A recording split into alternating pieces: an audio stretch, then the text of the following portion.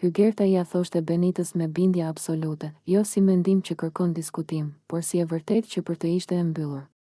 Nuk e ngrinte zërin domosdoshmërisht, por fjalët I kishte të mprejta, të prera, sikur çdo fjali të ishte thikë që e ndante realitetin në ashtu siç duhet dhe ashtu siç nuk duhet. Çfarë është ai djalë ashtu I vogël? I thoshte, jo. Nuk është për ty, ti nuk je për këto gjëra. Ti duhet të kesh një mashkull të fortë. Dhe në atë moment, fjala I vogël nuk kishte më lidhje vetëm me trupin. Ajo bëhej simbol. Bëhej mënyrë për ta zvogëluar një njeri në sy të tjetrit. Një mënyrë për t'i hequr peshë, për ta kthyer në diçka që nuk merret seriozisht. Vlerëso veten, vazhdonte Hygerta, sikur po I bënte nder. Je e bukur. Je femër. Ti duhet të kesh një bukurosh 2 metra. Një burr që kur hyn në dhomë, të tjerët e ndjejnë. Në botën e Hygertës, dashuria ishte spektakël. Ishte hyrje triumfale. Ishte prezencë fizike që mbizotëronte hapësirën. Burëria matej me shpatulla, me gjatësinë e trupit, me hijen që linte pas, ju nuk shkoni fare bashkë, thoshte prerë, dukeni keq. Nuk përputheni. Dhe aty nuk kishte rëndësi se si ai djalë e shikonte Benitën. Nuk kishte rëndësi si I fliste, si e dëgjonte, si I rinte pranë kur ajo heshte. Sepse për Hygertën, këto nuk shiheshin.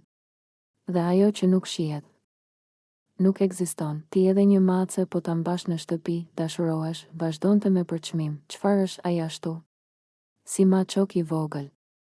Një fjali që qesh në sipërfaqe, por poshtë saj fshet diçka shumë më të errët. Idenë se butësia është dobësi, se afërsia është mungesë force, se një burr që nuk dominon fizikisht nuk meriton të quhet burr. Benita e dëgjonte. Ndoshta pa reaguar.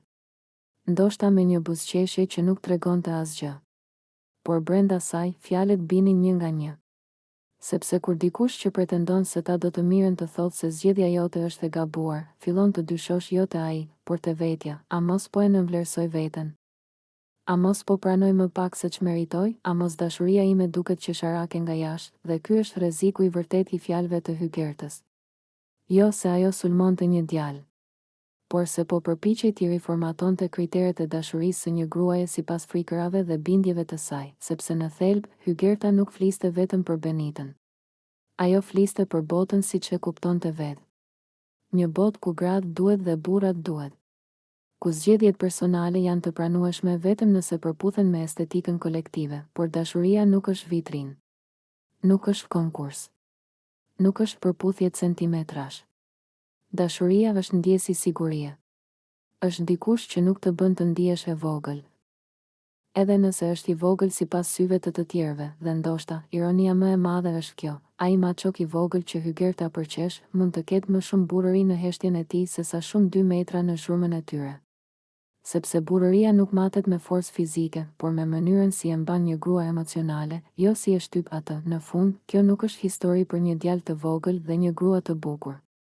Është histori për paragjykimin, për frikën nga ndryshe, për nevojën e disa njerëzve që dashurinë e tjetrit ta bëjnë sipas shabllonit të tyre, dhe pyetja që mbetet pezull është kjo: kush ka të drejtë të vendosë se çfarë dashurie është e mjaftueshme? Sepse nëse Benita ndihet e parë, e dëgjuar dhe e dashur, atëherë asnjë fjalë, asnjë 2 metra, asnjë tallje nuk ka peshë mbi zgjedhjen e saj, dhe ndoshta, në një botë që vlerëson zhurmën, ajo që duket e vogël është pikërisht ajo që ka më shumë thellësi.